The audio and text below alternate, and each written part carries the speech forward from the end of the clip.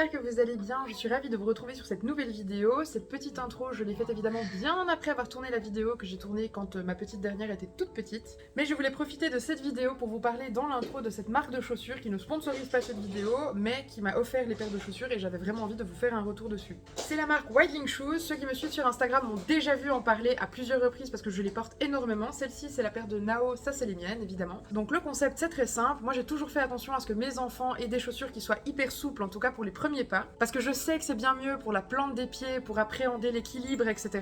Mais je m'étais jamais posé la question du fait qu'il existait aussi des marques qui proposaient ça pour les adultes. Moi, la paire que j'ai choisie, c'est une paire qui est complètement en laine. Ça fait déjà maintenant 3 mois, je crois, que je les utilise énormément, vraiment au quotidien. Et c'est des chaussures qui vont du coup être toutes souples dans la largeur et dans la longueur. Vraiment dans tous les sens, on a l'impression d'être dans une pantoufle dans ce genre de chaussures. Et c'est vraiment des chaussures qui vont respecter la plante de pied quand on se déplace, mais également la forme du pied. Donc c'est pas quelque chose qui va écraser le bout des pieds. Ici en tout cas c'est un grand coup de cœur. Ils ont plein de modèles différents. Moi c'est celui-ci que je trouvais le plus adapté en hiver. C'est fait en Europe uniquement dans des matières qui sont éthiques. Ils m'ont proposé un code qui vous offre la livraison de votre premier achat sur le site internet. Donc je vous mets ce code juste ici si ça vous intéresse. Et je vous laisse avec une vidéo de tuto portage. J'espère que vous allez bien, je suis ravie de vous retrouver sur cette nouvelle vidéo. Je tourne des vidéos mais je ne poste rien en ce moment parce que je suis à 11 jours postpartum. Je suis en pleine forme, il n'y a aucun souci à ce niveau-là, mais clairement avec un tout petit bébé, 3 grands enfants qui demandent pas mal d'énergie, le quotidien, le travail qui ne s'est pas arrêté pour moi, et mon chéri qui n'a que 2 semaines de congé paternité et avec lequel on profite donc à fond, c'est vrai que c'est un petit peu compliqué. Donc au moment où vous voyez cette vidéo, j'ai de toute façon repris, mais quand je tourne cette vidéo, je suis à 11 jours postpartum et oui, je suis en pleine forme. J'ai plein de tutos sur ma chaîne YouTube, vous êtes pas mal d'ailleurs à les avoir suivis, cela dit on me demande hyper souvent de faire des tutos vraiment avec un nouveau-né, et comme c'est la dernière fois que j'ai un nouveau-né à disposition, je vous ai écouté. Donc là aujourd'hui ce que je vais vous montrer c'est l'enveloppé croisé avec finition sur le côté, je vous montre juste ici à quoi ça ressemble, et c'est le nouage que je fais le plus souvent avec mes bébés parce que j'adore ça, je trouve ça hyper confortable. Ça n'appuie pas sur le périnée, ça n'appuie pas sur les hanches, franchement moi je trouve que c'est super confortable, donc je vais vous le montrer, c'est un nouage qui ne se fait qu'avec une écharpe tissée. On oublie les écharpes stretch pour ce nouage là, moi je vais le faire avec Sunny de chez Tinge Garden, c'est une écharpe qui est relativement fine, donc hyper cool avec un nouveau-né, et elle est assez courte, vous n'avez pas besoin de beaucoup de longueur pour ce nouage là, après ça va dépendre évidemment aussi de votre morphologie.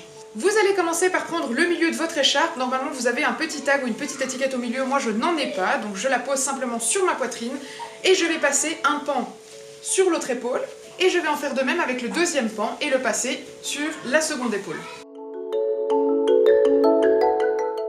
À ce moment-là, vous vous retrouvez avec le tablier au milieu, les deux pans sur les côtés, et dans le dos, c'est croisé, sans plis. Vous faites bien attention à ne pas avoir de plis, ça sera beaucoup plus confortable et beaucoup plus facile à serrer ensuite.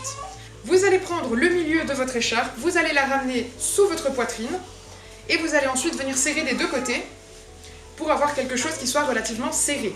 L'idée là, c'est vraiment de pouvoir passer uniquement les jambes de bébé, donc il ne faut pas beaucoup de largeur. Vous pouvez aller chercher votre bébé, le mien se réjouit.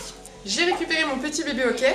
Vous allez prendre votre bébé, vous allez le poser sur votre épaule. Vous allez toujours garder évidemment une main dans son dos pour sécuriser.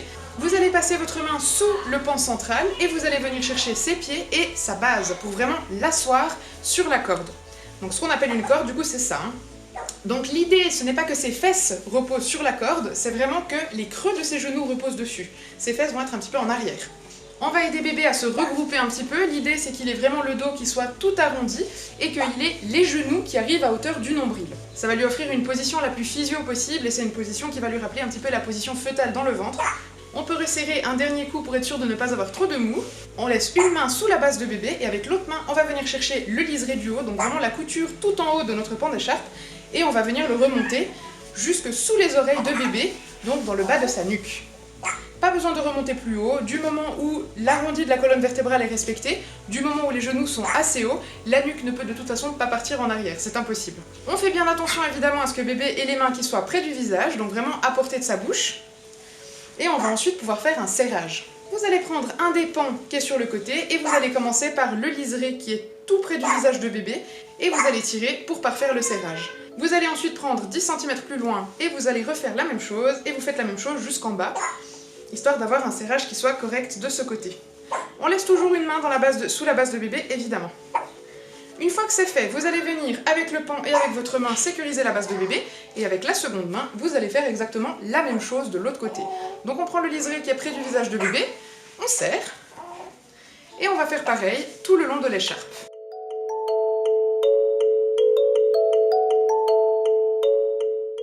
Un tout petit bébé, donc vraiment un nouveau-né va avoir les jambes qui sont regroupées, c'est vraiment au moment où vous allez l'asseoir sur la corde que vous allez le laisser se positionner comme il en a envie, comme il est à l'aise. On vérifie de tous les côtés que le serrage est bon, ça m'a l'air pas mal du tout. On peut aussi parfaire un petit peu la position de bébé si vous sentez qu'il n'est pas tout à fait arrondi. Et ensuite, ce que vous allez faire, c'est que vous allez passer un des pans bien sous les fesses de bébé, toujours avec le bras qui va sécuriser la base. Vous allez revenir ici avec le pan que vous avez passé dessous, et là vous allez faire un premier nœud. Donc simplement un nœud simple de chaussure que vous allez serrer. On vérifie bien à ce moment-là que les fesses sont dans le pan, et ensuite on peut serrer. Et vous allez faire le deuxième nœud, donc vraiment un nœud tout simple que vous allez serrer pour être sûr d'avoir votre bébé qui est sécurisé. Une fois que c'est fait, vous vérifiez la position de bébé, que tout est ok. Chez moi c'est bon, mon bébé est installé, du coup je peux vaquer à mes occupations. Et l'idée du moment où la position est bien respectée, du moment où le bas de la nuque est bien maintenu, où la colonne vertébrale est bien ronde, c'est qu'en fait vous allez avoir les mains qui sont totalement libres. Donc vous n'avez pas besoin de garder vos mains sur votre bébé, vous pouvez vous pencher, faire votre vaisselle, faire ce que vous avez à faire. Et dans tous les cas, votre bébé est bien maintenu, il ne risque absolument pas de tomber puisque votre nouage est bien fait, du coup c'est tout parfait. Évidemment, si on n'est pas à l'aise, si on a peur de le faire tout seul, on n'hésite pas à faire un atelier de portage avec une monitrice qui sont des professionnels formés autour du portage des bébés. Et rien ne va jamais remplacer ça. Clairement, une vidéo ne remplacera jamais le fait d'avoir quelqu'un d'humain qui est là autour de nous, qui peut nous accompagner, nous aiguiller et nous corriger s'il y a des petites erreurs. J'en profite pour donner une information que je vous ai déjà donnée sur plusieurs vidéos, mais si vous débarquez sur cette vidéo, comme ça vous l'avez. Mon bébé porte un pyjama avec des chaussettes, ce n'est pas un pyjama à pied. Je ne mets pas de pyjama à pied à mon bébé du moment où il est porté, simplement parce que ça risque de créer une ligne de tension sous ses pieds qui va faire qu'il va être constamment en extension. Et l'autre problème, c'est que ça peut couper la circulation sanguine sous les pieds, puisque du moment où vous allez remonter les genoux de votre bébé, le pyjama évidemment aura besoin de plus de longueur. Donc ça va tirer sous la plante des pieds. Donc évidemment, vous pouvez partir sur un pyjama à pied qui est une taille, voire deux tailles trop grand pour votre bébé.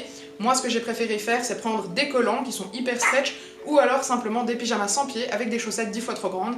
Et ça fait très bien l'affaire. Donc voilà, j'espère que cette vidéo faite un peu en speed vous aura plu. J'espère qu'elle vous aura peut-être aidé. Je me réjouis de vous retrouver avec d'autres types de vidéos. Il y en a plein qui sont prévus, que ce soit au sujet de la naissance, que ce soit au sujet du terme de mon bébé qui était quelque peu approximatif et sur lequel j'aimerais bien revenir pour plusieurs raisons. Et je vais vous parler évidemment de ses débuts de vie à 6, parce qu'on est une famille vraiment nombreuse maintenant et que ça se passe relativement bien, il faut le dire.